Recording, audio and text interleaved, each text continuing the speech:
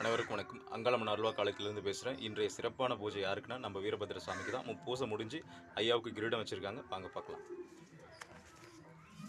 சர்வம் போற்றியாலும் மயானக்காளி அன்னைய மனசார வேண்டிக்கும். சர்வம் போற்றியாலும் மகா வீரபத்திர சுவாமி.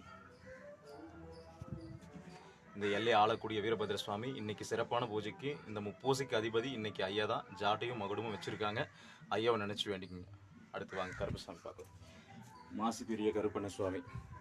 தொழில் இடைஞ்சல இருக்கு, போட்டியா இருக்குன்னு நினைக்கிறவங்க ஐயாவை நினைச்சு வேண்டிக்குங்க. அடுத்து சிங்காரவேலன். வழக்கு சம்மந்தப்பட்டவங்க, குழந்தை பேர் வேண்டி கேட்குறவங்க ஐயாவை நினைச்சு கேளுங்க. வாங்க மயானக்காளி பார்க்கலாம்.